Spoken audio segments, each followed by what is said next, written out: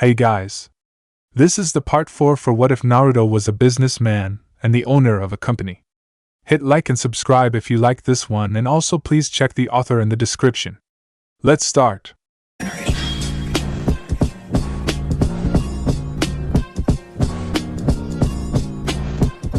Chapter 6.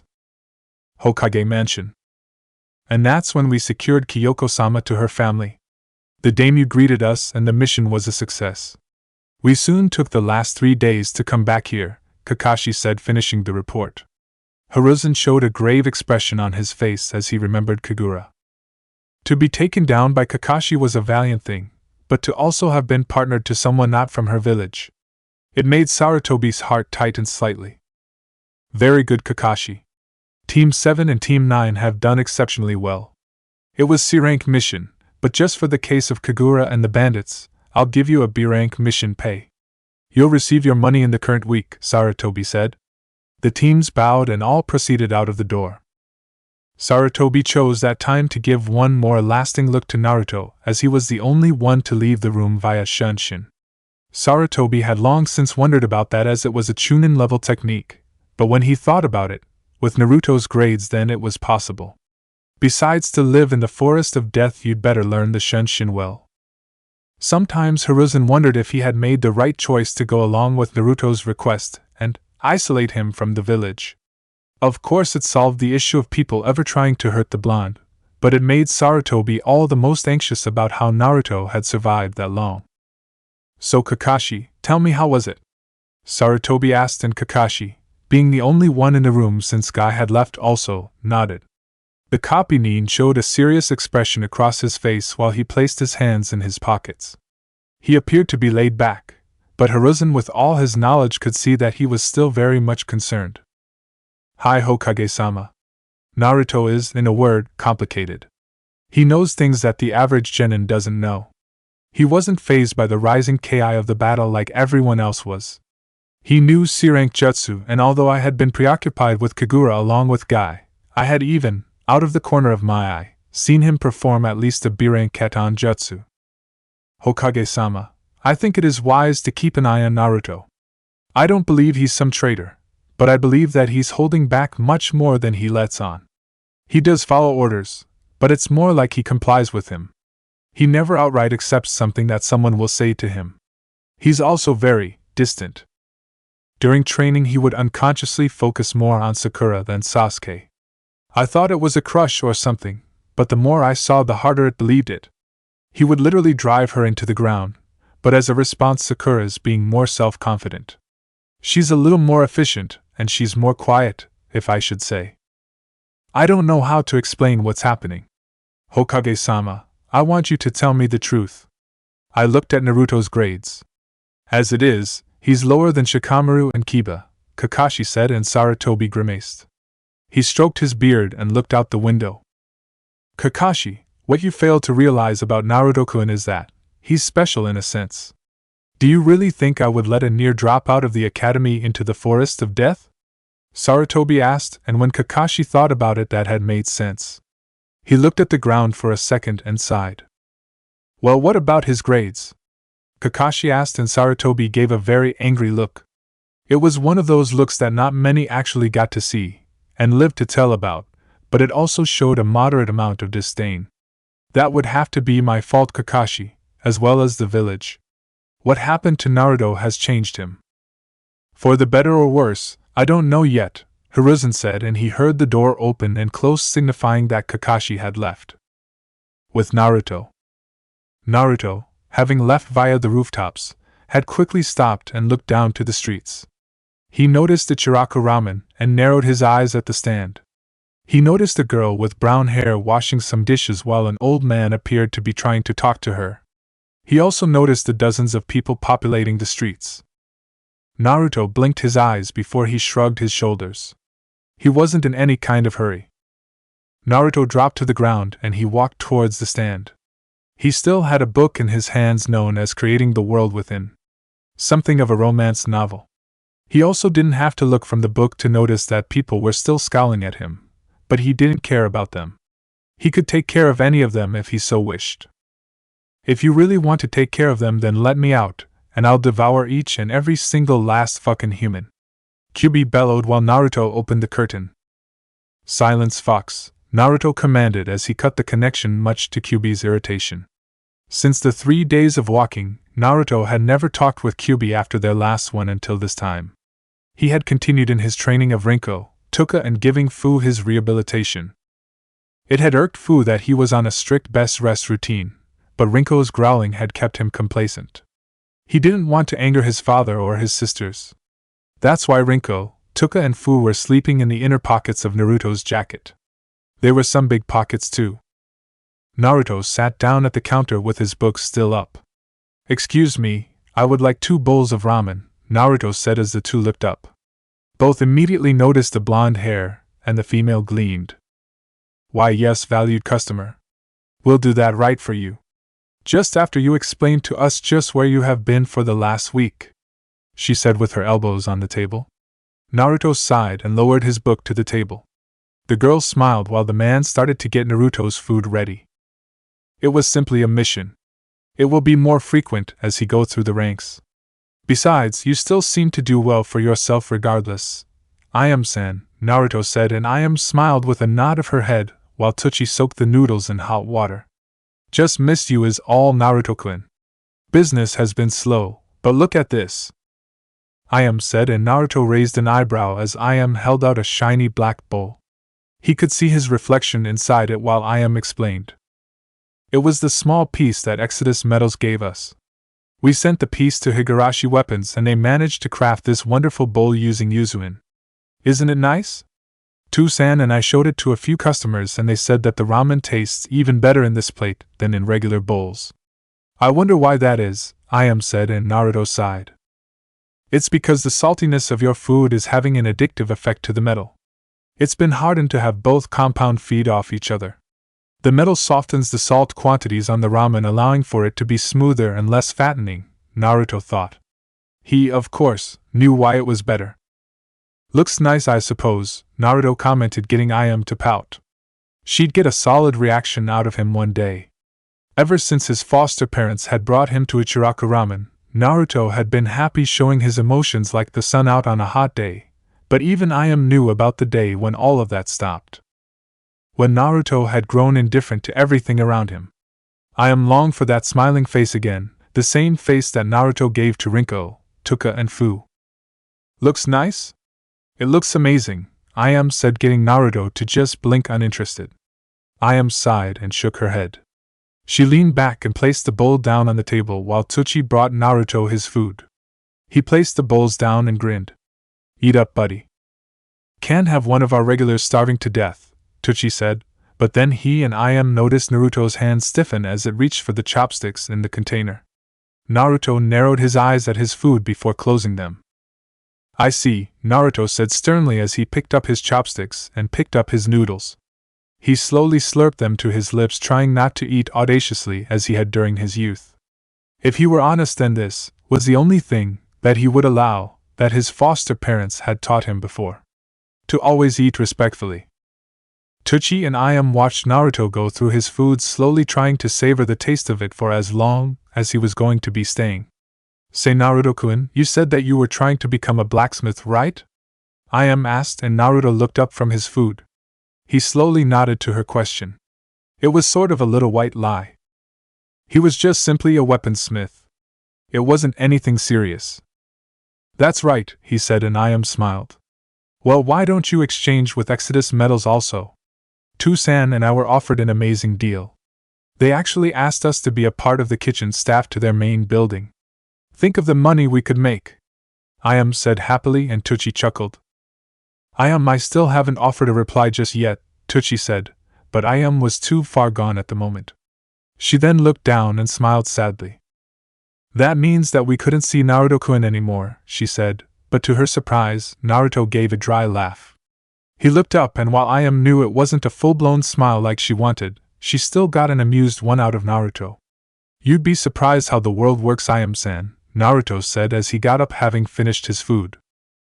I-am and Tsuchi widened their eyes as they looked to see both bowls done. They looked up as Naruto picked up his book. He waved goodbye to the two ramen owners while I-am and Tsuchi looked on. Ayam picked up the bowl and smiled.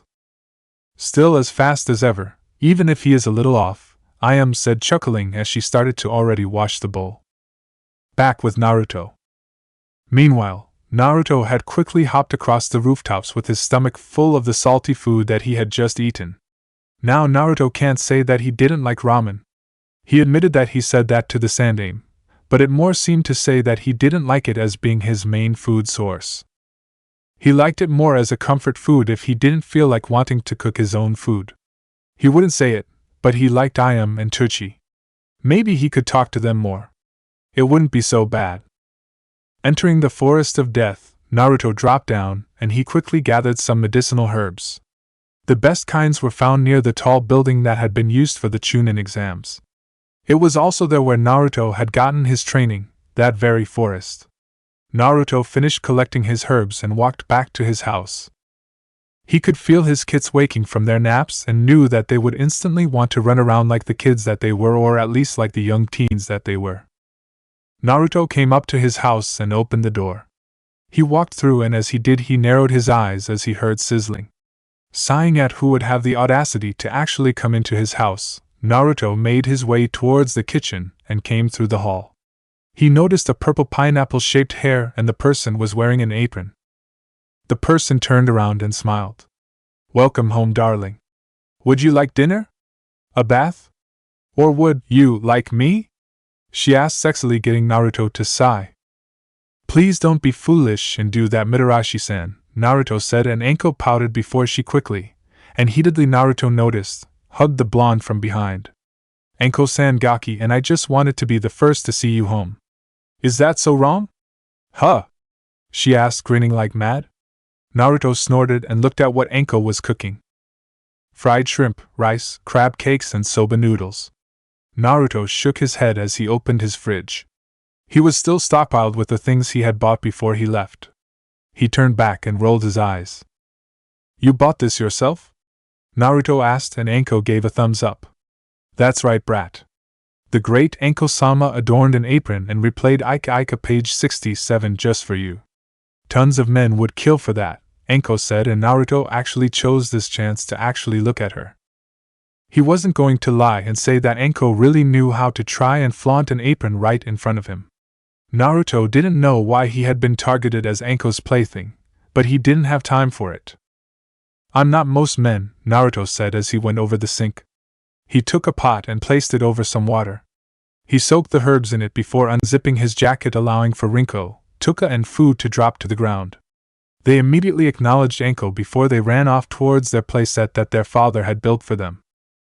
Anko whistled and then went over to check the food. She didn't get the desired faint from a nosebleed reaction out of Naruto that she wished, but it was better than nothing. He at least checked her out.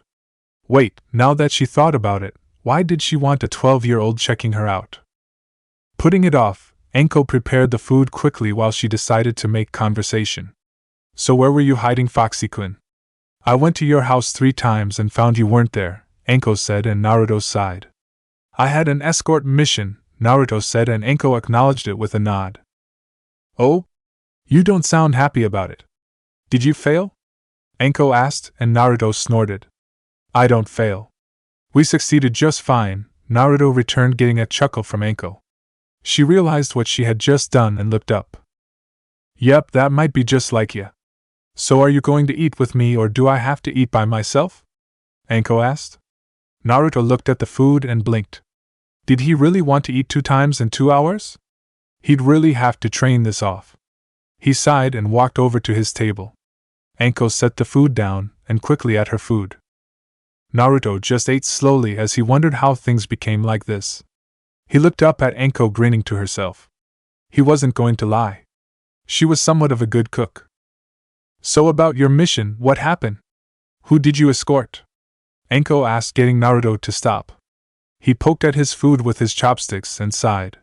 He seemed to be doing that a lot lately. Habits die hard, he figured.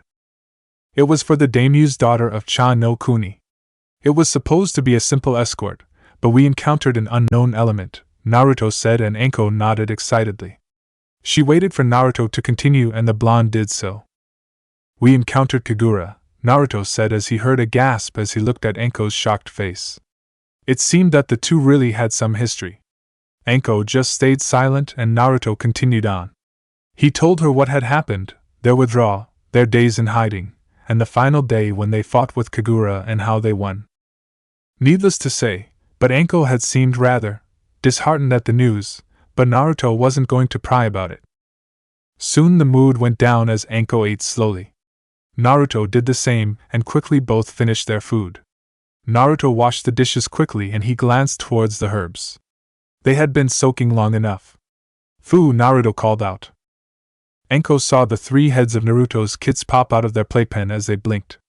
Rinko yipped at Fu and Fu ran towards Naruto. He wagged his tail as Naruto prepared some water. He twisted the herbs and they crinkled into the liquid, getting the water to turn dark red. He quickly took a saucer and poured the medicinal drink into it, and knelt down. He held out his hand and Fu looked at it. "Drink," Naruto said authoritatively. Fu nodded and lapped at the water until it was all gone. Naruto smiled and patted Fu's head before getting up and turning around. "Very good. You can go play now," Naruto said, and Fu went running off back to his sisters. Anko chuckled at the sight, which got a frown from Naruto. He glared at her, getting Anko to raise her hand defensively. "What?" Naruto asked sternly. Anko snickered and shook her head. "You're just a softie," Anko said, and she noticed the air grow cold. "What did you call me?" Naruto asked. Anko stood up and sauntered her way towards Naruto. She quickly stood over him while Naruto was forced to lean his head back, but he never once broke the gaze she held with him. Big softie," Anko said with a cheeky grin. Naruto narrowed his eyes and he nodded. He sucked his teeth and shook his head. "If you're trying to foolishly goad me into getting angry, then it's not going to work," Naruto said, and Anko chuckled. "Please, I could kick your ass without so much as using a jutsu. You think that just because you could stand against Kakashi that you can beat me? Alone, don't dream of it, brat," Anko said, and Naruto slowly nodded. He walked over to his side door and opened it. He stepped to the soft grass and Anko watched him slowly take off his jacket. He dropped it to the ground and cracked his knuckles. "Betting against me is a poor decision, Anko-san. If it means that much to you, then I'll indulge you," Naruto said, and Anko grinned. She quickly stepped down and stood across from Naruto. "We'll see. I promise not to kick your butt too badly," she said, and Naruto shrugged. Anko assumed a stance and Naruto pulled out a book. "Where did I leave off with this?" Naruto thought to himself. Anko gawked at the audacity of a genin to read Ika in front of her while they were fighting. She chuckled darkly and balled her fists. "Fine, be that way, brat," Anko said, and she quickly appeared in front of Naruto as she sent a kick to his face. She grinned, but she watched as it was grabbed. Anko gasped and saw Naruto looking up at her. "Not bad," she said before she twisted her body and sent another kick to Naruto's side. It connected and she grinned, but she watched as Naruto dispelled and splashed her with water. Anko coughed, and she turned around to see Naruto reading the 2nd volume of Ika from atop a tree. "What, that an elemental bunshin? But that's a kenjutsu right along with the kage bunshin technique," Anko said to herself. That kick really did hurt," Naruto said to her. He placed his book away and stood to his feet. He quickly took out a kunai. He swung it at Anko's face, but she easily dodged it, and even mocked Naruto as she caught it with her own through the circle of the end of it. She stuck out her tongue and she noticed Naruto fall back from the tree. He went upside down before he launched himself at Anko. She assumed her stance as Naruto sent a drop kick at her. Anko blocked that, and she had to shift her feet against the assault. Naruto narrowed his eyes and Anko smiled. She then, much to Naruto's surprise, leaned back, showing her flexibility. She leaned back and Naruto fell over her. She kneed him in the stomach, getting a cough from the blonde before she kicked him into the air. Naruto quickly recovered and glared at Anko. He nodded and did his own hand signs. "Katan, Gokaku no Jutsu," Naruto said as he sent the rushing fire towards Anko's being. Of course he knew this wouldn't do anything, but it's not like he didn't have a plan for it. Anko watched the medium-sized fireball heading for her and grinned. Did Naruto really think that low of her? She quickly rolled to the side and dodged it. Gotta do better than that, Gaki, she shouted, and she saw Naruto just look at her. It wasn't for you, ignorant snake woman, Naruto said, and Anko turned around as she saw Naruto behind her. He closed his eyes as the fire exploded against him, causing him to dispel. Anko raised an eyebrow before she gasped as wind expelled from the clone, collided with the fire and exploded, getting Anko to gasp as she was covered in it. Naruto folded his arms to the scene as he already knew that Anko avoided it. If she didn't, well, he'd be learning how to hide a body soon enough. The fire settled down, and Naruto noticed Anko on top of a tree. She chuckled darkly and nodded. Alright, brat, if you want to play that much then we'll play, Anko said as she licked her kunai. Naruto narrowed his eyes at what he had just seen. He reminded him of just one person. The same person that he really wanted to kill.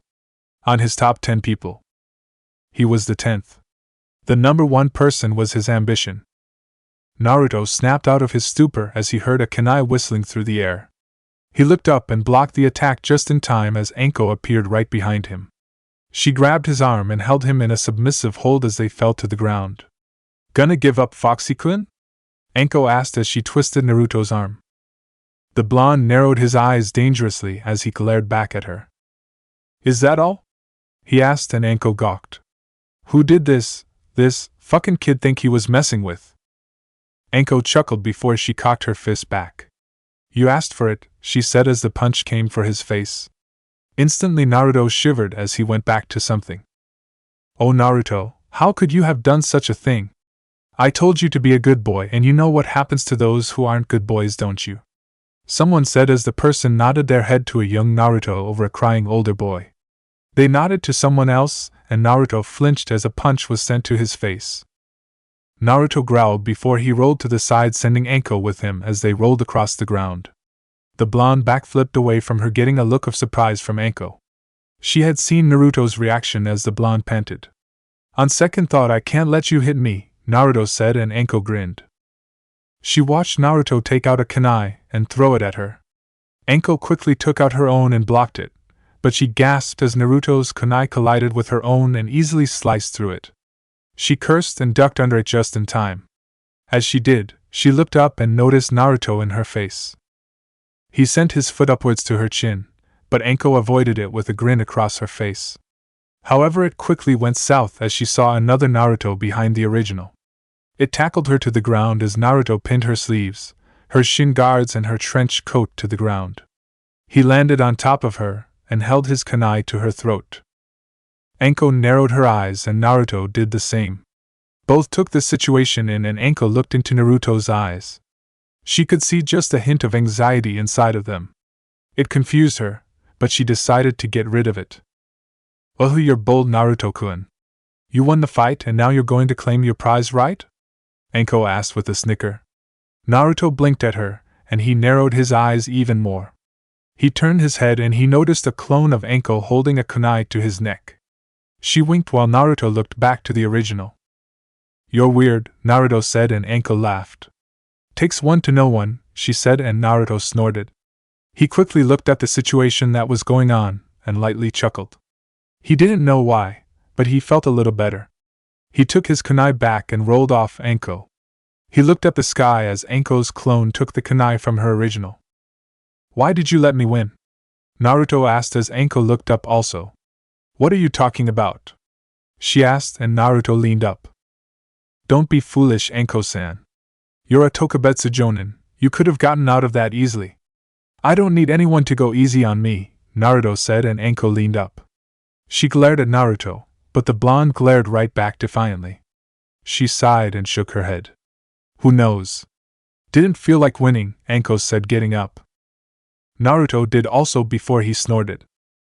Whatever you say, Anko, Naruto said as he went back inside. Anko watched him go before a grin went over her face.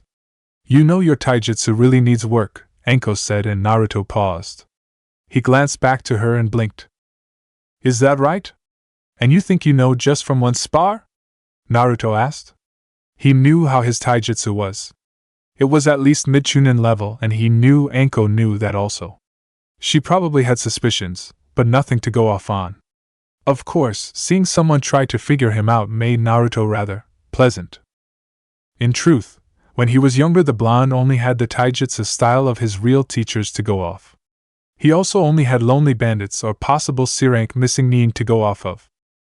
Naruto knew that his taijutsu wasn't the best and only the foolish thought that they didn't need to constantly improve upon everything, but he would at least say he was passable, and for Naruto, that wasn't good enough. I know because there were quite a few points where I could have kicked your ass to the ground, but didn't because I was having so much fun. Lucky for you, I happen to know quite a bit, Anko said proudly. Naruto just looked at her and sighed. Boasting doesn't do you justice, but whatever you say, Naruto said as he walked up into his house. He turned back to Anko and glared at her. Tomorrow 9 a.m., don't be late, he said as he closed the door. Anko grinned widely and chuckled to herself. Reminds me of myself when I was his age, Anko said before she quickly shined out of sight.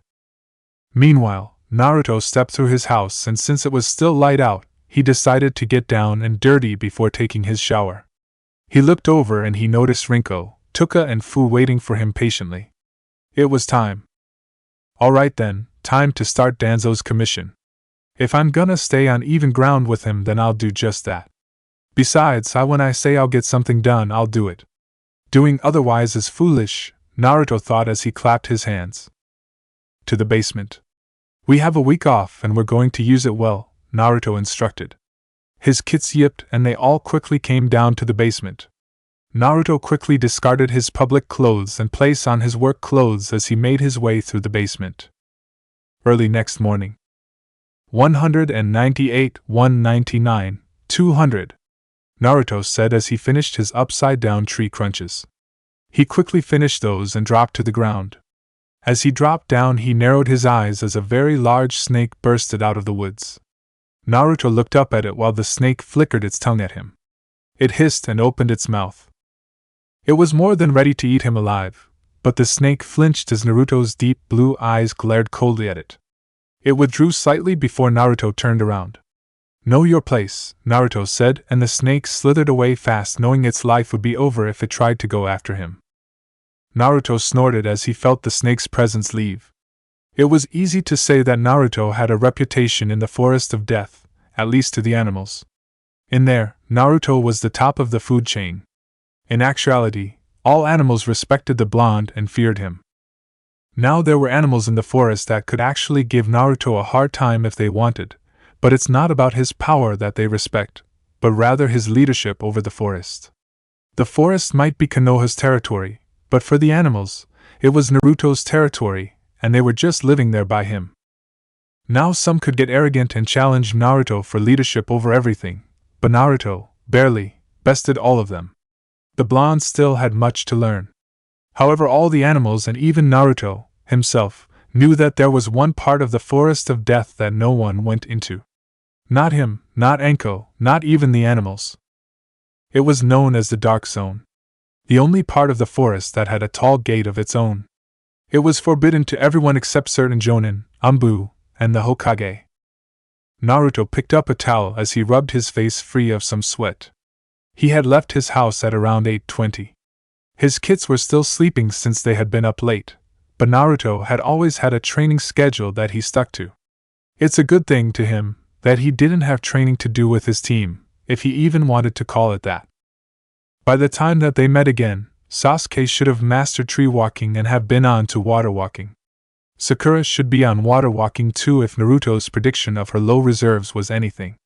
It's not that he particularly wanted to train either of them, but they were a team and he was about to waste lives if he didn't need to.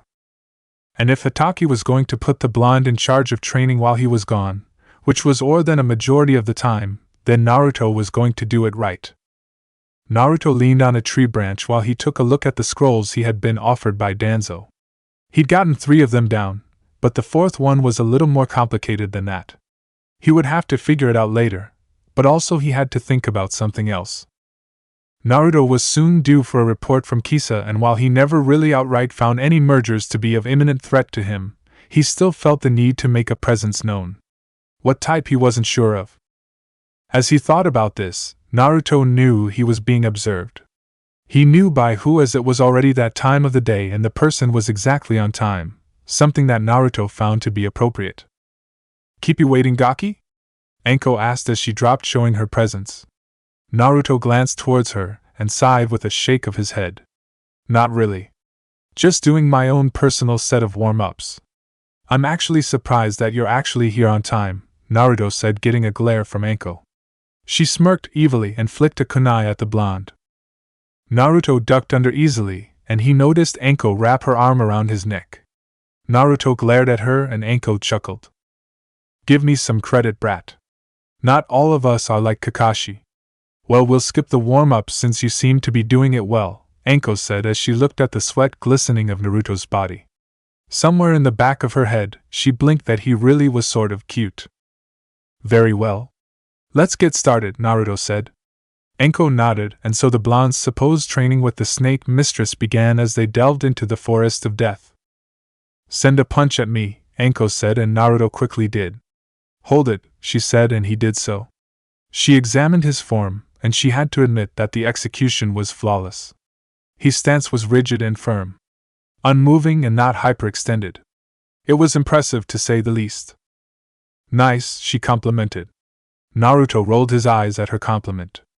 It sounded like she was expecting him to be horrible. However, judging by who he was then, he could understand. It wasn't entirely foolish thinking. Alright then. We'll work on taijutsu, then some chakra control exercises, and we'll have a little sparring match again. That alright for you? Anko asked, and Naruto shrugged. Sure, I've got nothing major to do, Naruto said, and Anko just chuckled with a nod. So nearly the entire morning and a good majority of the afternoon went like that. Naruto and Anko trained together, and while Naruto wasn't going to admit it, he still felt this was a pleasant way to spend his time. Anko had more or less teased him every chance she got, but Naruto could never fall for it and get completely angry. Annoyed was a better word for it, but it did make him question why she was even trying to associate with him. He never really cared, but having someone to accompany him wasn't so bad. He could at least admit that. Later, Naruto and Anko was laying on the ground panting. It had been a very tiring session, but one that neither minded. Your training routines are unethical, Anko-san, Naruto said, and Anko was about to flip him off, but Naruto's words beat her to it. However, they seem to be just as efficient as my own, Naruto said, and Anko chuckled with a nod. Both said nothing as they caught their breath. It was their break time. Anko leaned up and threw a canteen of water to Naruto. The blonde took it easily and drank its contents. As he did, Anko took this time to observe Naruto. His soft skin, his cute whisker marks, and his steely gaze that seemed to accommodate his face.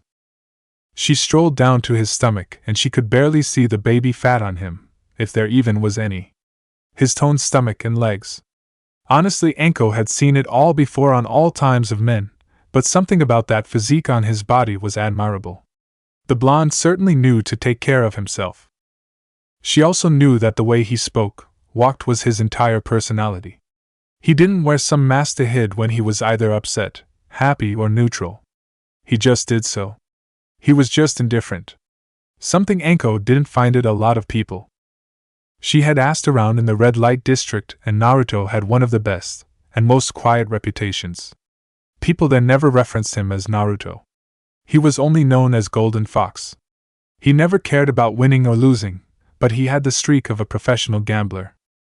That was just who he was, and because of that, Anko figured that Naruto had one of the best minds in tactics. What? Naruto asked, breaking Anko from her stupor. Huh? She asked, and Naruto raised an eyebrow curiously. You were looking at me for quite a while. Is something the matter? Naruto asked, and Anko snorted. Nah. Just went to my thoughts for a second. So Gaki, you got any big dreams? Anko asked, trying to get to know her plaything more. Naruto placed the bottle down and folded his arms. I don't have dreams. I will tell you the same thing I told Hatake. Anyone can dream, but few will ever attain them. I am a part of that few. What I have is not a dream, but an ambition. It is one that only I need to be concerned with, Naruto said, getting a frown from Anko. She expected the cold shoulder on that part. Seems Naruto had just a few trust issues.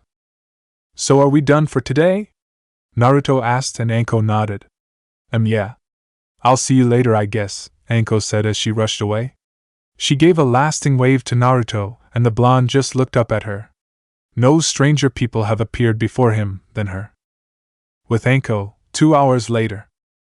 And he never stopped fighting even when I summoned some of my best snakes on him. He outmaneuvered a trap I made and turned it on me. Also, did you know that the Gaki has this house the fucking size of like 3 rooms of an apartment complex? He also has a garden and he reads Nai-chan. This kid's no damn idiot.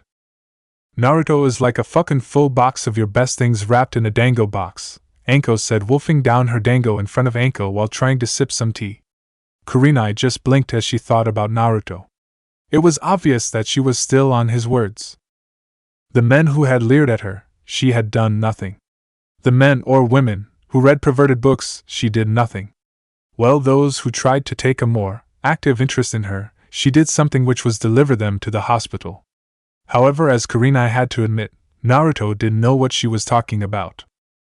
She was more than a little biased in her opinions, and she had sought to correct that. Somewhere she respected the blonde.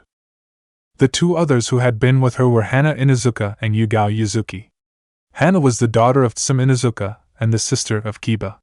She was the veterinarian for Konoha, and she happened to be a Chunin-level shinobi. Hana had never been marked either, just like her brother. That wasn't to say that she hadn't tried, but not many people suited her. As for Yugao, she was marked. She knew about the consequences, but Yugao, as with most kunoichi, didn't feel comfortable in partnering with someone that she didn't like, so despite the consequences she partnered with her lover, Hate Gecko. Since she had done so, she and Hate had nearly doubled in their proficiency of kenjutsu since they were sword users. Hate achieved Yugao's amazing reflexes while Yugao gained a higher level of chakra control from Hate. It wasn't anything major, but it worked for them. Anko, from how you talk about it I would think that you've been busy, Hana said with a smile. Anko nearly choked on her food and glared at Hana. What the hell are you talking about? Anko asked, irritated. I think Hana is saying, Anko and Naruto sitting in a tree, Kei-sasayan. Yugao dodged a kunai from Anko as she backflipped away and laughed. Anko growled while Yugao held her hands up defensively. Hana chuckled to herself, and Kurenai just smiled. It's nothing like that. I'm just training the damn brat, Anko pouted. Oh no, Kurenai wasn't letting it end there. Now was the perfect time to get back at her for all that damn teasing with Asuma. It was much better like this anyway. Whoever said revenge wasn't justified, well, they can just suck it. Sure, endless hours of training in the woods, alone. With no one else around, and his house is just a couple of yards from you. Kurenai got in on it, and Anko snarled. Shut the fuck up. All of you, Anko said, snarling as she looked the other way. The girls chuckled and Hana smiled. Oh hey Naruto! Hana shouted. Anko jumped up, but she noticed no one there. Yugao and Kurenai were staring at her while Hana snickered. You are so dead, Anko said, and Hana already knew that she was, but she might as well get her fun out of it before dying. I need a damn drink, Anko said as she got up and walked away. Kurenai, Hana and Yugao laughed to each other as the blush went flushing across her face in embarrassment. She would so get them back for this. She didn't know how or where, but she would do it. 1 month later.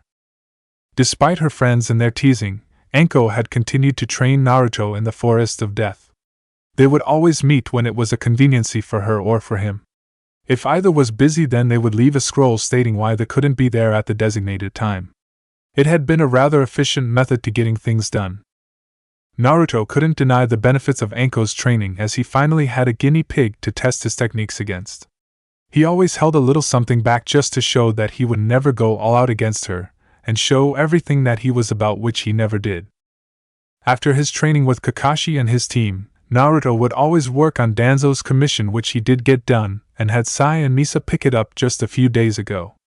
Danzo had sent Naruto a little worker's fee for the excellent work, as well as a thank you note, something Naruto didn't really need, but it was always welcome. During that month, Naruto had also trained Rinko, Tuka, and Fu still.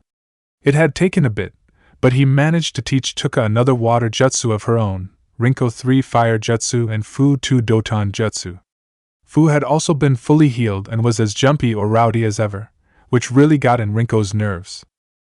Since the last C rank turn B, borderline A, ranked mission of escort to Cha no Kuni, it had been D-ranked mission after D-ranked mission for Team 7. Naruto knew that they wouldn't be getting another mission like that anytime soon, but he would have preferred to have it that way.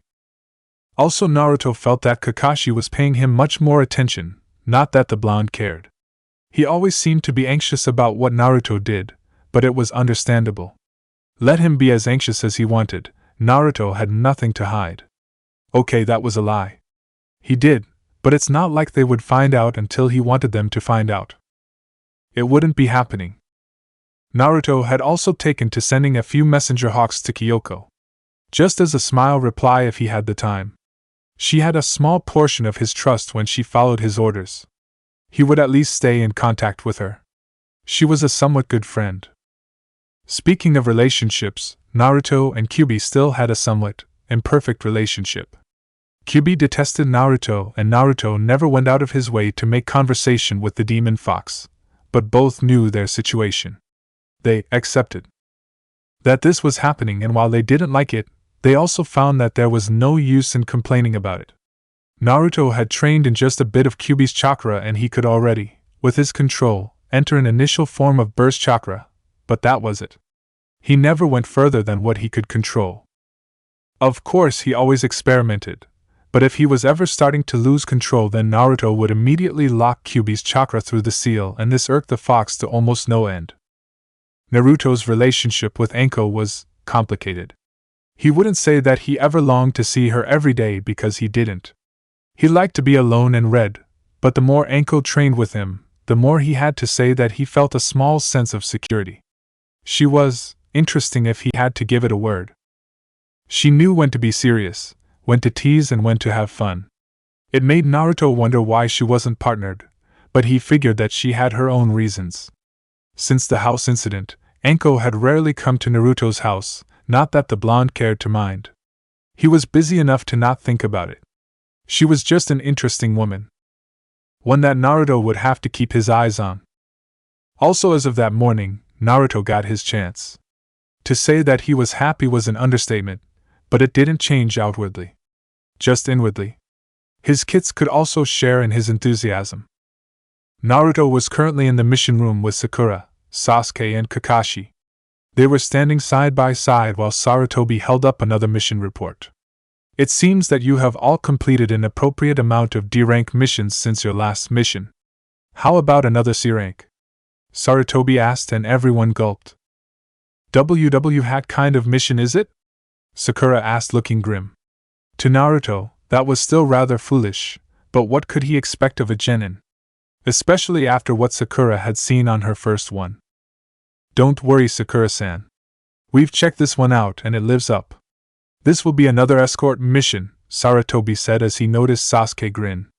Sakura gulped, remembering the first one while Naruto remained impassive. He just flipped his orange book and snorted. He was now on volume 3. He was just at the part where Mizune would finally confess her undying love for Henma. Seemed about right. So what are we doing? Sasuke asked, and Sarutobi cleared his throat. Next to him was Irika, who sighed at the disrespect, but said nothing. He looked up at Naruto, and he was surprised to see the blonde looking at him. He gave a small smile while Naruto just closed his eyes and sighed. Too much complication. You will be escorting this man to Wave Country, Sarutobi paused. No one could see Naruto as he gripped the edges of his book heatedly. He had received a report from Kisa, and turns out Gato had more or less tried to undermine Exodus in that month. He didn't succeed, but Kisa warned Naruto that it was getting to a rather moot point. Now Naruto had the best solution. Then you will protect him while he builds the bridge there. His name is Tazuna, Hiruzen said, and the door opened. Everyone's eyes darted to the left as they saw an old and tired drunk man. He glared at the kids, but his eyes went to Naruto and he flinched as he backed up. As Naruto said before, he never liked getting drunk. It was a foolish thing that impaired judgment and allowed for a vulnerable state of mind. Naruto only rarely, and he used that term loosely, drank sake or things like that. These are the people who are going to be protecting me. Some bubblegum girl and 2 emo? I ask for ninja and you send me kids, the man named Tazuna said, getting fumes from Sasuke and Sakura, but nothing out of Naruto. He just let the foolish man talk. Kakashi chuckled and rubbed the back of his head. I assure you, Tazuna-san, that we are more than capable of guarding you, Kakashi said with an eye smile. Tazuna snorted and sighed. He just gave a short snort while Kakashi turned around. All right then, team. We'll head out in 2 hours. We meet at the gates at 12, Kakashi said, getting them to nod as they quickly left. Naruto hopped across the rooftops and exited the village. He came to the forest of death and dropped to a tree branch. He quickly caught a kunai near his face between his fingertips and looked beyond it to see a grinning Anko eating some dango. He sighed while Anko dropped down. You're late, Foxy-kun. Wanna get started? Anko asked, and Naruto swung the kunai back at her, allowing for Anko to collect it. Not today. I have a mission out of the village. You'll just have to keep yourself occupied while I'm gone, Naruto said, and Anko pouted as she raced Naruto back to his house. Then I won't get to have fun with you for a while. That's a shame, Anko said, and Naruto snorted. He dropped down and opened the door. It was sort of a habit that Anko just walked in now. Naruto didn't care. He walked in, collected his things while Anko went on and on about how she would miss him, to watch out for his team, brush his teeth every day and stuff like that. Supposed to be endearing, but whatever. As Naruto spent his time collecting his things, he placed Fu, Rinko, and Tuka in their usual comfy spots as they furled up. He offered them the space to poke their heads out if they so wished. Naruto picked up, placed his clothes on, and finished drawing the storage seals to store his things. He didn't need a backpack to do that. Alright, I'm going, Naruto said, and Anko smiled. She then felt the urge to do something and quickly grabbed Naruto into a hug. The blonde narrowed his eyes and opened his mouth. Be safe, Gaki, Anko said, and Naruto closed his mouth back. He closed his eyes and nodded. In this world, safe is a foolish word and a luxury, but I understand. Thank you, but we're not done with our talk, Anko-san. You're going to tell me about that mark on your neck, Naruto said in absolute seriousness. Anko instantly shivered as she backed away. You just won't let that go, will you? Why can't you understand that I don't want to talk about that? Anko said, irritated. Naruto closed his eyes and snorted. Because it's my right to know, Naruto said, letting that hang in the air. What does that mean? Anko asked. Naruto looked back at her and closed his eyes. You wouldn't understand, he said. Anko growled and slammed the door shut. What am I not going to understand here? Can't you trust me a little bit here? She shouted. Naruto opened his eyes and looked forward. I have offered that to too many people as it is. You ask for trust, but you can't trust me. It's a two-way street, Naruto returned. He started to walk away before Anko grabbed him. I'll admit that I asked about that, but this mark is my personal business. If I don't want to tell you, then I won't tell you. You're just a genin, she said, and Naruto snorted. He had enough of this. I see. Very well then. I guess it would be foolish to rely on you. I'll just take care of Orochimaru myself, Naruto said, and Anko widened her eyes. Open your damn eyes, brat. He's a Sannin. You would have no better chance at defeating him than any other genin your age, Anko sternly spoke while Naruto remained silent. That is not your concern, he said as he moved to rush away, but Anko grabbed his arm. It is my concern. It's a part of my job to make sure that genin like you don't get yourselves killed, which is what you will get if you go after him, Anko said, and she noticed Naruto turned to her. His blue eyes glared darkly at her eyes, but she steeled herself. Let go of me, Naruto said, and Anko did so. She backed away while Naruto looked forward. We'll finish this later, Anko said to him. Naruto turned forward and jumped to a tree. I will be the one to decide that, he said as he disappeared in the Shunshin, leaving Anko alone. The snake mistress scowled before she punched a tree next to her. Damn it, she said to herself. Back with Naruto. Naruto placed the conversation behind him. It had happened when Naruto had seen Anko summoning snakes to further train him in evasiveness, which the blonde had no problem with at all. He had come under the assumption that other than her, she knew one of the many people that Naruto was after. As soon as the topic of Orochimaru got up, then everything exploded. Anko never told him anything about the man and said it was better that Naruto didn't ask. However, Naruto had taken an offense to that. It was his right what he wanted to ask or not. Naruto knew Orochimaru. He knew him because, well, he didn't feel like talking about it. After that, Naruto and Anko had gotten rather awkward around each other. Naruto remained totally silent, which was rather an unchanging thing. Anko just seemed to distance herself, which made the blonde wonder why she had been in such a good mood just a few minutes ago. He sighed and shook his head. Now is not the time to think over those things, Naruto said, and he saw the gates in front of him. He dropped to the ground to see Sasuke, Sakura and Tazuna waiting for him. You're on time for once. What's the occasion? Sasuke asked, narrowing his eyes. Naruto said nothing as he assumed his place near the gates. He took out his orange book and read through it. Sakura blushed and even Sasuke did, but they were more or less used to it by now. Your friend doesn't talk too much, does he? Tazuna asked, feeling sober now. Sasuke snorted. He looked away while Sakura scratched her cheek and chuckled. Well, he's just Naruto, Sakura said as she looked over to the blonde. Over the month, Naruto had taught both Sasuke and Sakura water walking, which all figured should have been Kakashi's job if he said that he wasn't supervising or had things to do. Sakura took to water walking the fastest. In fact, she even got kunai balancing down. She no longer complained about things, and she wasn't as open on her dates as before. She still greatly wanted to be Sasuke's partner, but damn when she stopped asking him out every chance she got. She had also gotten her first jutsu that wasn't the simple clone jutsu. Naruto had given her chakra paper and found Sakura's affinity to be earth. They had worked for weeks over her jutsu, and while it was only a D rank, Sakura was still proud to be taught one. In Sasuke's eyes, she had just made a simple step up from being useless. So we're just waiting for your sensei, right? Tazuna asked, getting a nod from Sakura as she was being the only considerate one. Naruto knew how long it was going to take for Kakashi to make up some lame excuse, so he continued through his series. Well, Mizune, are you going to be foolish and deny henna? Or are you going to be appropriate and, yeah? This book is changing me, Naruto thought as he shivered to himself. 2 whole hours passed, and soon Kakashi dropped to the ground. He smiled to everyone as he saw Sasuke and Sakura glaring at him. He then turned to Naruto, and he had to chuckle that the blonde was on the 3rd volume. Naruto was probably the only one who went through Ika faster than Kakashi did, but the blonde had a lot of catching up to do. Kakashi was currently on volume 47. However, the Jonin also narrowed his eyes when he remembered Naruto again. His investigation of the blonde had grown cold multiple times. No one had anything pleasant to say about the blonde genin.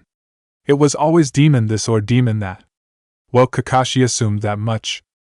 He knew what Naruto held as did a majority, if not all, of Konoha's Jonin population. Well then, shall we go now? Kakashi asked. Everyone nodded, but then Kakashi looked over to see that Naruto didn't have the standard backpack like everyone else. Naruto, did you forget to pack? Kakashi asked with a smile. Sasuke smirked at such stupidity while Sakura frowned. Naruto said nothing as he walked through the gates.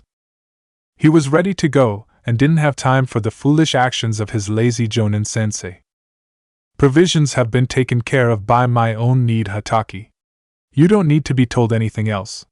Let's go, Naruto said, and Kakashi placed a hand on the blonde's shoulder. Remember what I said about respecting your Jonin sensei, Naruto?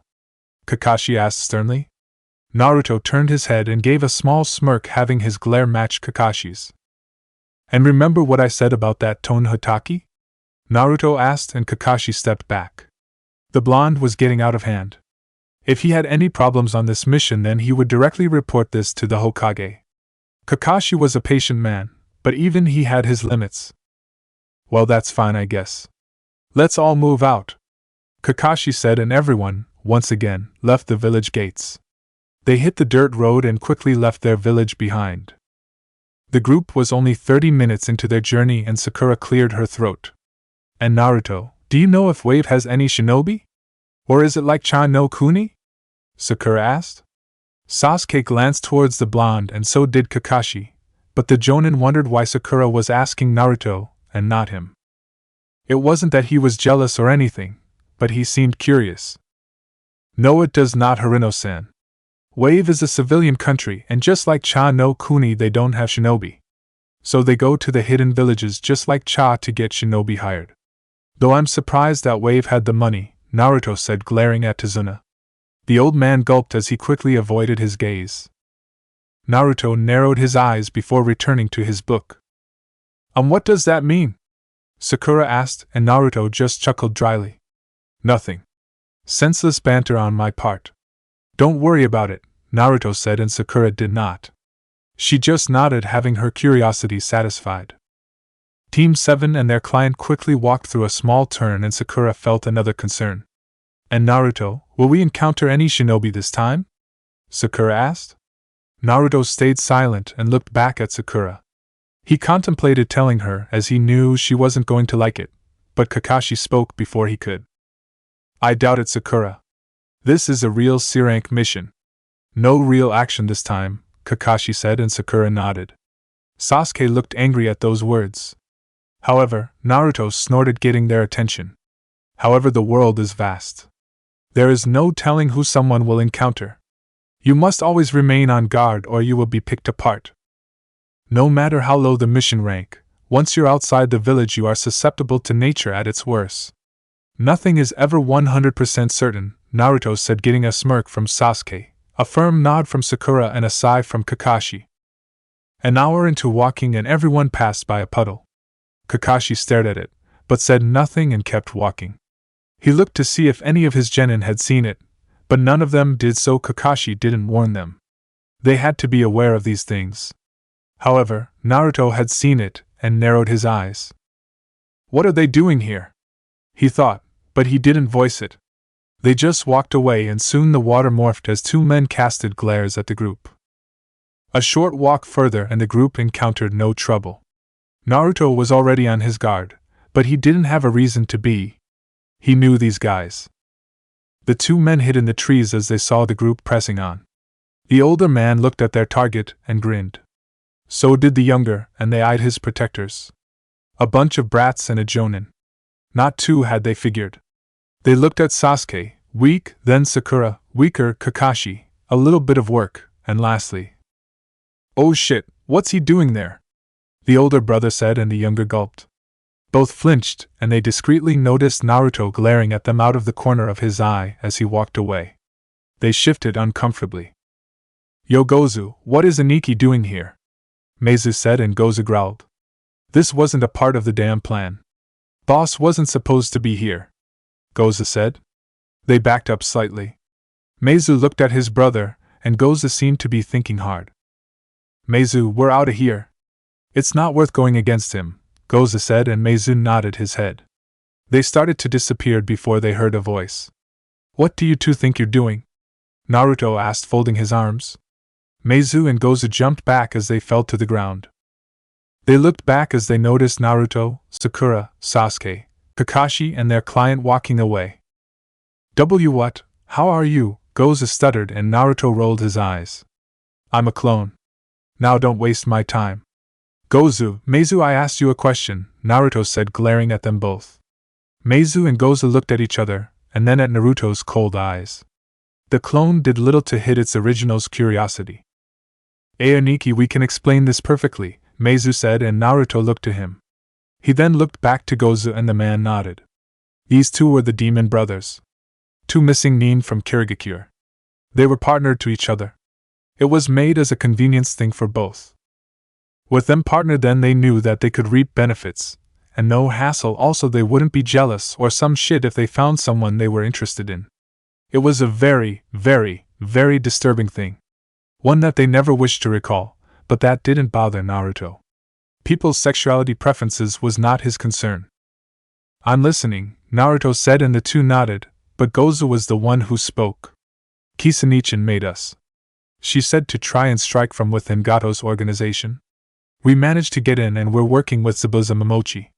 He was hired by Gato to deal with him, something like this. We weren't planning to kill the old man, just knock him out and give him to Gato-san, Gozu said, getting a nod from Naruto. Well, Kisa's logic is understandable now that I think about it, but you two are supposed to be guards for the main structure of Exodus. This wasn't what I had in your job description when I recruited you, Naruto said, and the two gulped. "We will gladly accept any punishment that you seek to give us," they said, causing Naruto to narrow his eyes. Both waited for the blonde's judgment as continued to cast his eyes over them. "How is Wave?" Naruto asked, getting Goza and Meizu to sigh. "Aniki, all the work Exodus put into it is gone. People are poor and living on the streets. Gato abducts people for not making ridiculous payments. He's produced a human trafficking route, and the place has gone to shit. Most people have prayed to Kami for us to do something. It seems that they still hold on to some little faith that Exodus will bail them out," Meizu sighed to him. Let it be known that not much could irk Naruto, but to him, human trafficking was subhuman. Only insignificant fools did such things. Then again, this was Gato. "I see, so Tozuna lied about this," Naruto said, and both nodded. "Don't be angry, Aniki. The country didn't have enough money to pay for a true mission. Also, Exodus and Gato's shipping are still in a lock war, so Wave knows that if Exodus launches a blown assault, then they will be caught in the crossfire. Aniki, we're in a bind," Goza said, getting a faraway look from Naruto. The blonde folded his arms as he thought for a second. He did some long-distance calculations in his head as he looked up at the sky. "What have you done to stop this?" Naruto asked, and both nodded. "We've tried returning money in the dead of night to avoid suspicion, and we tried to mess with the traffic routes. But since Gato's faced numerous failures, then he's only allowed for only his best to know his routes. Since then it's picked back up. Meizu and I are running out of ideas," Goza said, and Naruto acknowledged their efforts. "Very well. You are no longer in trouble. Your reasoning is clear, I suppose. Either way, go back to Gato. Also, I want you to be as far away from any fighting I do as possible," Naruto said, and both bowed. "Aniki, you should also be aware of Zabuza-sama's partner, or tool, as he prefers. Her name is Haku, and she's a Hayatan user," Goza said as Naruto turned his head. "Ice release. Is that right?" Naruto thought and again acknowledged their words. "Fine. Now get out of here," Naruto said to them. Meizu and Goza quickly left while the Naruto clone narrowed its eyes. It dispelled into water. A while away, Naruto glared at the ground, showing that he had received everything that the clone had talked with his employees about. He just stayed silent, but lowered his book. "Foolish man. I'll be sure to make you squirm," Naruto said suddenly. No one seemed to notice, and Kakashi visibly relaxed.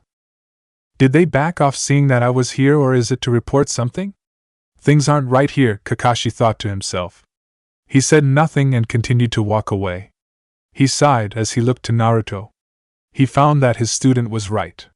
Once you step out of the village, anything and everything can happen to you. 2 days later. But Zabuza-sama, they had Kakashi Hatake with them. "We weren't a match," Goza said sorrowfully. Meizu bowed in shame as they stared at the man in front of them. Zabuza was a tall and noticeably muscular man with pale skin, short spiky black hair, brown eyes, and small eyebrows. He wore bandages like a mask over the bottom half of his face. Under his mask, he had a relatively narrow jawline and jagged teeth. He was shirtless with only a large strap, holding a large sword, to cover his chest. He also wore baggy pants that seemed to be of KyuubiGoku design. He also was not happy. "Zabuza, I told you that sending these two was a waste of time. Eliminate the ridge builder like I paid you to do. My control over Wave is just about complete, and I won't have it being ruined by an idiot bridge builder who has his hopes too high. It took me 2 years to get rid of Exodus influence. I won't let it drop now," Gato said, and Zabuza chuckled. "Do I look like I care? I'm actually asking you, do I?" Zabuza asked, and Gato growled. "Who do you think?" Gato shivered as Zabuza pointed his large blade at the man's throat. He narrowed his eyes while Goza and Meizu just looked at the ground. "Kakashi Hatake is no ordinary opponent. I will deal with him when I see fit. They got me what I required," Zabuza said with a grin across his face. However, unknown to everyone, Goza and Meizu had grins also.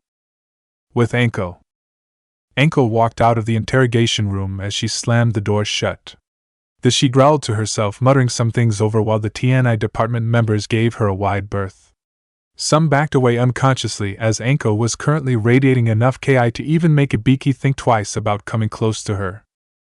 Over the last 2 or 3 days, she had been in a bad mood and everyone was so happy to not be being the one interrogated by her. Those people didn't even have a prayer. Anko had drastically improved in her proficiency as one of the T&I's top interrogators along with Ibiki and Kunoichi Yamanaka. "Hey Anko-san, did you have to be that brutal?" someone asked, and Anko glared at him before she snorted and sat down in a chair. "How about you fuck off and let me do my job," she said, getting the Chunin to back off. He quickly left while Anko looked at the wall. It was obvious that her earlier conversation with Naruto had left her sour. Naruto didn't know her, so what right did he have to know anything? It was bullshit. This was freaking Orochimaru, for crying out loud. As Anko thought over some things, she looked down, and she noticed some red bean soup in front of her. She narrowed her eyes and looked up to see Ibiki sitting down in front of her with a cup of hot tea in his hand. "What is this?" Anko asked, taking the bowl. "Peace offering. I don't know what's got you in such a bad mood, and while I'm glad it hasn't affected your work ethic, I still believe that you need to remain professional," Ibiki said, getting a snarl from Anko. "I know to remain professional, damn it." Besides, it's not your business," Anko said, and Ibiki narrowed his eyes. "When it is about to interfere with the work we do here, then I have a plan to make it my business. Now are you going to take, or do I need to reserve a special room just for you?" Ibiki asked, and Anko dryly chuckled. "Alright, fine. You want to know so damn bad, then I'll tell you," Anko said, and Ibiki straightened up. She went through everything that had happened 2 days ago, and needless to say, but Ibiki was surprised at his colleague, and when Anko finished he gathered his thoughts. "The Uzumaki brat that lives in the forest of death. I had thought it was just a joke, but Hokage-sama did specify that he was living there. So he wants to know about Orochimaru. Well, he's definitely not like the average genin. Of course, then I guess that would be true since he got permission to actually live in that forest. Since then, we haven't had nearly as much arrests of civilians or shinobi too blinded by their hatred." "Exactly, it's my business," Anko said, and Ibiki sighed. He placed one elbow over the other and looked out the window. "Yeah, it's your business," he said, getting Anko to nod. "However, Orochimaru is a touchy subject for anyone. He's not exactly a well-researched person. He's just seen as a traitor. What Naruto would want to know about him I don't know, but he's obviously acting you specifically," Ibiki said, and Anko narrowed her eyes. "I guess so. Still, why should I tell him? It's not like we've been fucking friends for years. I hardly know him," Anko said, and Ibiki chuckled. "And whose fault is that?" Ibiki asked. Anko widened her eyes and chuckled darkly. She glared dangerously at the head of the TNI department and decided to voice a question. "Are you saying that this is my fault?" Anko asked, and Ibiki snorted. "Yes, I am, but it's also his fault at simply requesting such a thing without knowing you personally. However, given his sabotaged grades in the academy and his actual grades, then I'm sure he's aware of this as well. You at least know him enough to break into his house and wear an apron for him," Ibiki said with a snicker. Anko growled, and she wondered just how he knew that, but didn't say anything. "Whatever, I'm going," she said, leaving a grinning Ibiki behind. Back with Team 7. Everyone was being rowed across a lake as they kept quiet. "I really owe you for this," Tazuna said softly. The rower nodded while Sakura and Sasuke looked at the large bridge in front of them. "Tazuna, tell me. Why do we have to be quiet if you're just repairing a bridge? Also, why are shinobi after you?" Kakashi asked as Naruto glanced back. Sakura and Sasuke seemed confused, so Kakashi explained.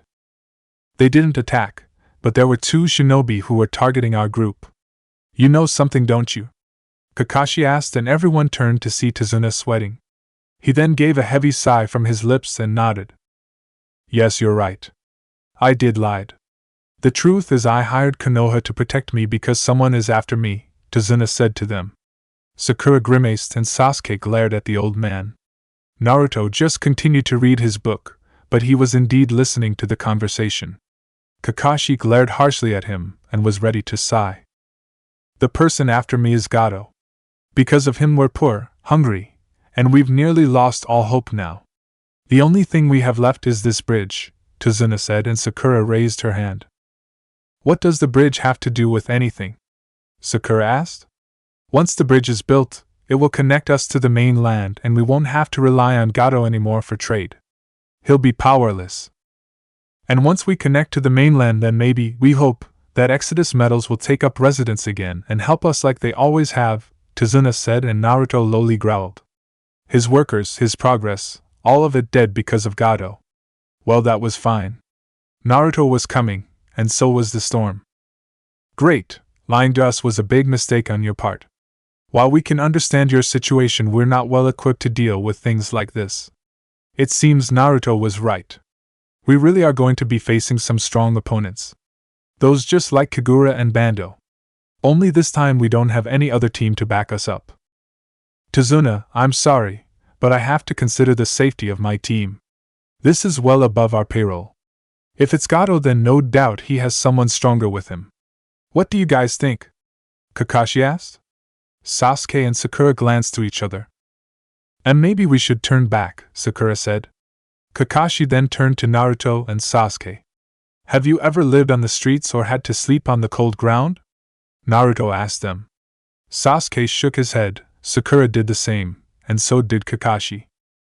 Then you don't know what that's like. We're human first, shinobi second.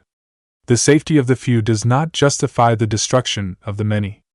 Neither does the safety of the many justify the safety of the few. All earn the right to live. To turn your back on those who need help. Hatake, you're the one who said this. I don't need to repeat it. Go back if you want and sleep in your beds knowing that people have it much worse than you. I'm staying, Naruto said, and Sakura looked saddened. If the dobe is staying, then I'm staying, Sasuke said, and Sakura then smiled. I changed my mind. I'll stay too for Naruto-kun and Sasuke-kun, Sakura said, and Kakashi sighed. Yeah, Naruto, like they're going to have a clear conscience after that. Oh well, Kakashi thought and smiled.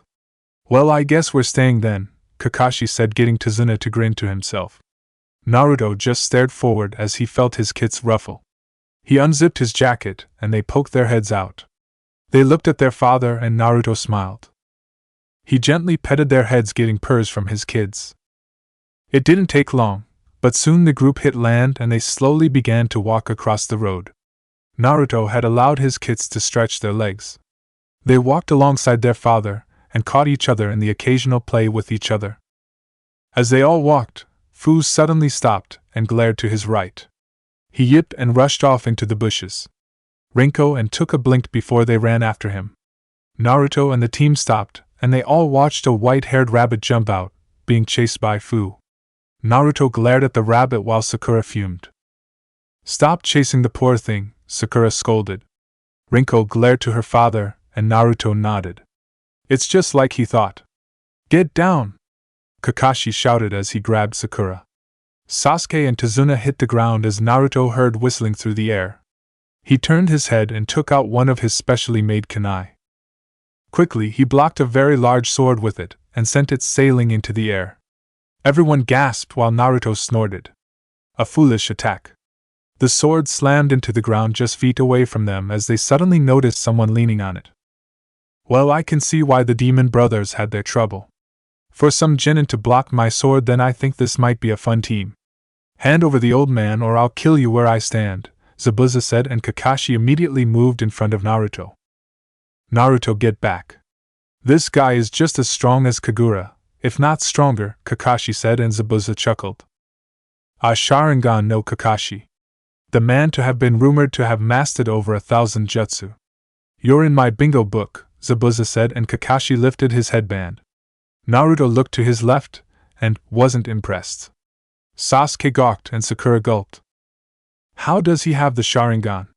Kakashi, what are you? Sasuke thought to himself in anger. Well, what do you see with that eye? Zabuza asked, and Kakashi's Sharingan eye began to spin. I see, your death, Zabuza, Kakashi said with a glare of his eye. That's it for part 4. Thank you for watching and see you in the next video.